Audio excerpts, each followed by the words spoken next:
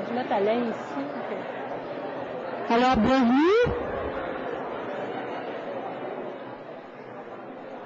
Vous m'entendez? Tout le monde est dans le jubé, comme d'habitude. Écoutez, je suis Danielle Legault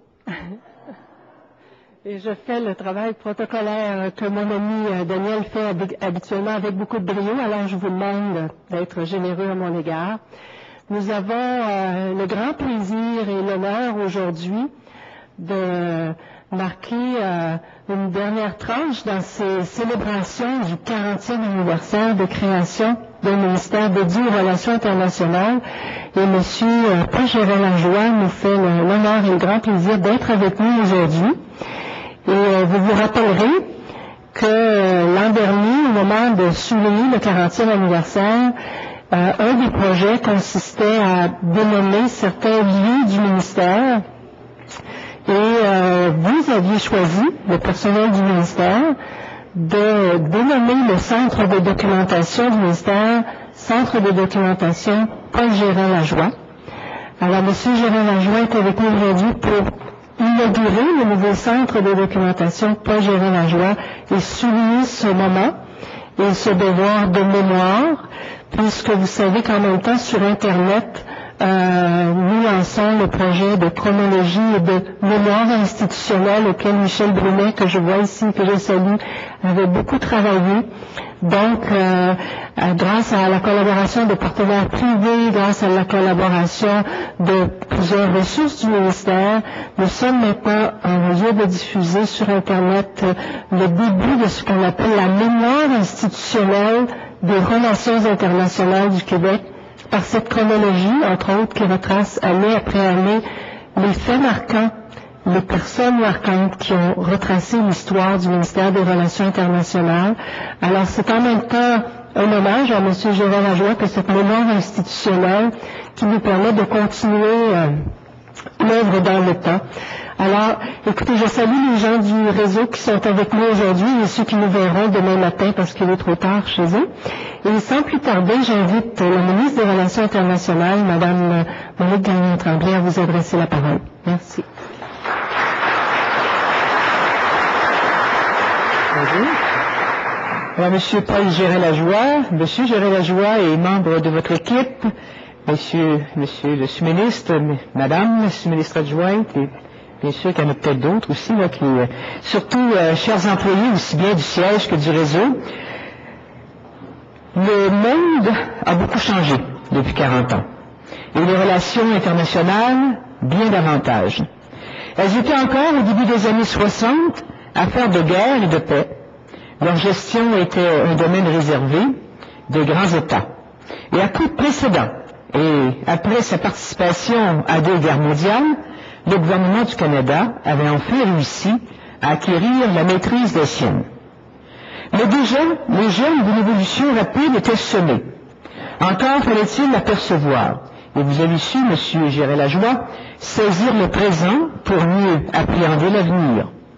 L'envergure de l'équipe du tonnerre de Jean Lesage et l'avantage de voir le monde du point de vue d'un État à la fois fédéré et national qui se bâtissait et dont on sentait déjà que ses compétences ne pourraient s'exercer pleinement sans prolongement externe aura fait le reste.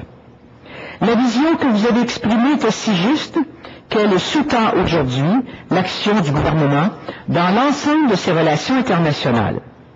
L'essence de ce que nous professons, les fondements sur lesquels nous appuyons notre action et la plupart des prémices sur lesquelles s'adossent nos planifications tiennent dans une volonté politique exprimée il y a plus de 40 ans. Si les interventions du Québec à l'étranger ont parfois fait sourciller, l'évolution des affaires du monde a mis en relief leur pertinence. Il n'y a guère aujourd'hui de mission importante du gouvernement qu'il y ait de prolongements internationaux. Sans relations internationales, l'action du gouvernement serait limitée, voire parfois paralysée, car elles sont affaires de nécessité, elles sont affaires de responsabilité. Il ne reste plus guère, en fait, de secteur de l'activité humaine qui ne soit l'objet de discussions au sein d'organisations internationales ou régionales. Les accords commerciaux multilatéraux ont de fortes incidences sur les choix politiques internes et sur la vie quotidienne.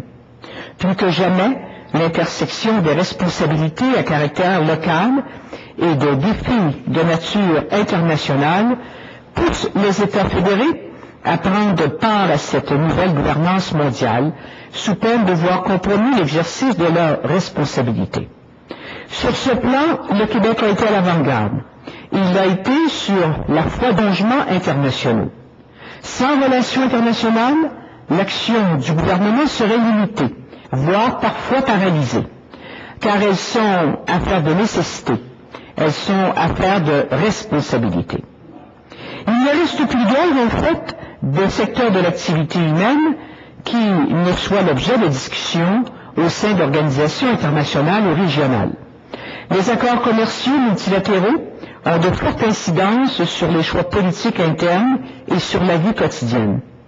Plus que jamais, l'intersection des responsabilités à caractère local et des défis de nature internationale pousse les États fédérés à prendre part à cette nouvelle gouvernance mondiale, sous peine de voir compromis l'exercice de leurs responsabilités. Sur ce plan, le Québec a été à l'avant-garde. Il a été sur la foi d'une vision claire. Vous avez, M. Gérin Lajoie, formulé pour la première fois, de manière systématique, les fondements de l'action internationale du Québec. La pérennité de la thèse vient du fait qu'elle a su intégrer la triple dimension politique, diplomatique et constitutionnelle. La dimension politique d'abord, vous avez rappelé et affirmé l'existence de la société québécoise comme peuple maître de son destin et souligné la nécessité pour le Québec de définir lui-même ce qui constitue le bien commun. La dimension diplomatique ensuite. Pour réaliser les aspirations du Québec, pour bâtir une société moderne, vous avez souligné que le gouvernement doit cultiver des rapports externes, qu'il doit être accepté comme interlocuteur valable. Mais comme le droit international renvoie la reconnaissance internationale d'un interlocuteur à sa constitution, vous avez insisté sur la dimension constitutionnelle. Vous avez rappelé que ce n'est pas en vertu du droit écrit, mais plutôt de la pratique, que le gouvernement central assume l'exclusivité des rapports internationaux. La pratique devenait préjudiciable à partir du moment où les rapports interétatiques imprègnent tous les aspects de la vie sociale. Vous avez souligné que l'État qui met un accord à exécution doit être capable de le négocier et de le signer. La conclusion et l'application d'une convention internationale étant deux étapes essentielles d'une opération unique. Enfin, vous avez affirmé qu'il revient au Québec de jouer un rôle direct dans ces nombreuses organisations interétatiques qui n'ont été fondées que pour permettre la solution de problèmes jugés jusqu'ici de nature purement locale. Les relations internationales du Québec s'appuient aujourd'hui sur une base constitutionnelle, un fondement doctrinal, le soutien des citoyens, des ressources spécialisées, un réseau de représentation de même que des rapports suivis avec des autorités étrangères et des organisations internationales. Ces acquis ont été bâtis sur une vision qui a accompagné les gouvernements successifs. Cette vision nous guide toujours. Nous travaillons dans cette foulée. Et j'ai la chance de diriger ce ministère avec un premier ministre convaincu du caractère essentiel de nos relations internationales. J'ai la chance aussi de travailler avec une équipe ministérielle qui a saisi toute l'importance d'une synergie des relations internationales du gouvernement. Les Québécois ont pris conscience du caractère essentiel de nos relations internationales. Au moment où l'État sent le besoin de se recentrer sur ses missions essentielles, il en est une dont le caractère fondamental ne fait aucun doute et dont vous avez codifié la pratique. Il s'agit là d'un héritage irremplaçable.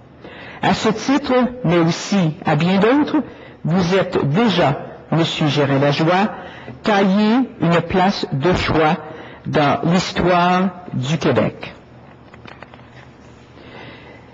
Les jeunes qui joignent nos rangs aujourd'hui et qui sont le produit d'un système d'éducation que vous avez largement contribué à bâtir, seront celles et ceux qui porteront cette action internationale encore plus loin. Il est important qu'ils vous connaissent. Ainsi aussi,